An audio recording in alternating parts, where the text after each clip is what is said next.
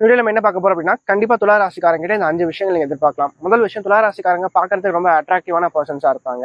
அது மட்டும் இல்லாம எல்லோரையும் சரிசமமா பார்க்கக்கூடியவங்க துலா ராசிக்காரங்க.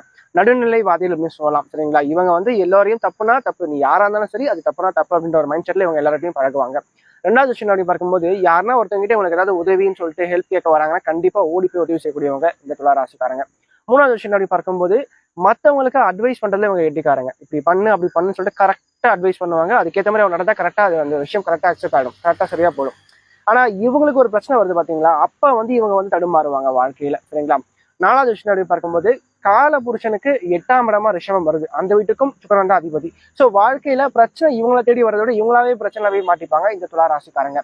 அஞ்சாவது விஷயம் அப்படி பார்க்கும்போது, இவங்களை ஒருத்தவங்க மதிக்கணும்னு வச்சுக்கோங்களேன், யாரா எவ்வளவு பெரிய ஆளாலும் சரிங்க, அவன் இவங்க மதிக்கவே மாட்டாங்க. சோ அப்படிப்பட்ட ஹேபிட் இவங்க கிட்ட இருக்கு. சோ இது எந்த விஷயம் உங்களுக்கு பிடிச்சிருந்துச்சு கீழே கமெண்ட் பாக்ஸ்ல கமெண்ட் பண்ணுங்க. நன்றி, வணக்கம்.